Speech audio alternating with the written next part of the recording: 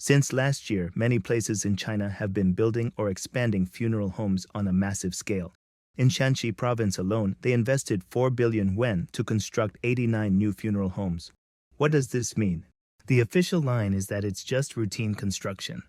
Data from the Chinese Center for Disease Control and Prevention shows that in April this year, the positive rate for COVID-19 tests was on the rise, with southern provinces seeing higher rates than northern ones. The Guangdong Provincial CDC reported 23,188 COVID cases in April alone. No deaths. In Hong Kong, within a single month, there were 81 severe adult cases with 31 deaths. Right now, hospitals across mainland China are packed, way busier than malls or train stations. At this hospital in Tianjin, you've got to line up for ages just to get in the door. Pediatric wards are overflowing, and frantic parents trying to get their kids seen faster are causing arguments over cutting in line. It's a mess, and it's happening all the time. Dr. Li Tongzheng, a chief physician at the infection department of Beijing Yuan Hospital, part of Capital Medical University, said, "This wave of COVID started in March and has been going for nearly 3 months. It's expected to peak by the end of May.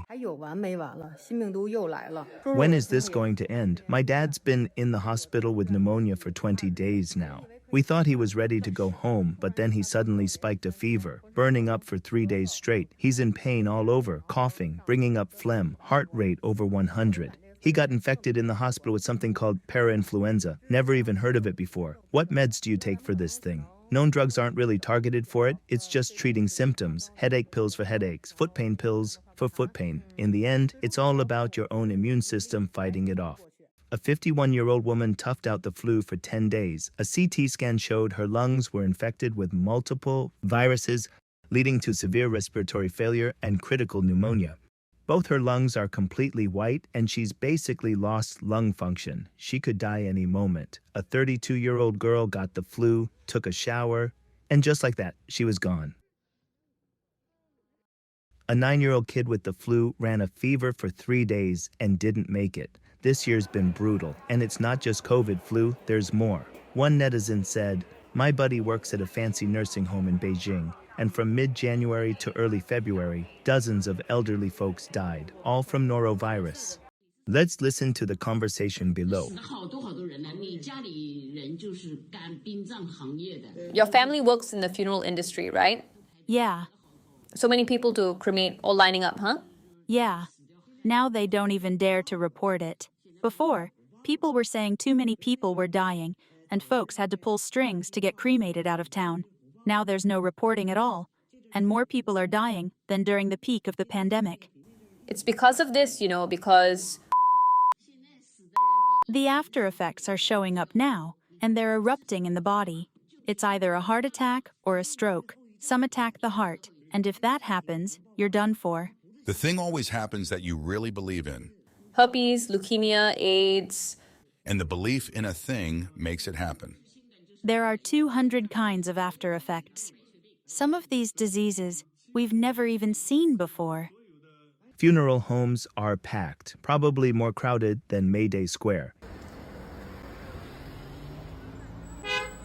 In a county with less than 300,000 people, the funeral home has 15 viewing rooms. And when I went to a funeral today, every single one was full.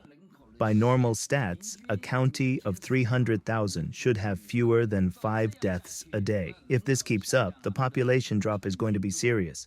Someone snapped a photo at a funeral home. Out of 8 deceased, 3 didn't make it past 31, 2 didn't reach 50, 1 didn't hit 55, and only 2 could be considered to have died of old age. Yesterday, I went to a crematorium at around 2 a.m., and there were already 4 families in line, waiting to be the first ones cremated when it opened at 5 a.m. It's crazy to think you hustle your whole life, and in the end, you're racing to get cremated. Turns out, if you pick the fancy furnace, you get priority. Some netizens revealed that when patients die in this wave, local hospitals won't list COVID as the cause of death.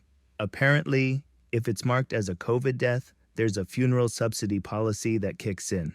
The scariest thing isn't the number of deaths. It's that nobody dares to tell the truth. Nobody's giving real data, and nobody's taking responsibility. Covering up the truth with silence only makes the panic spread faster.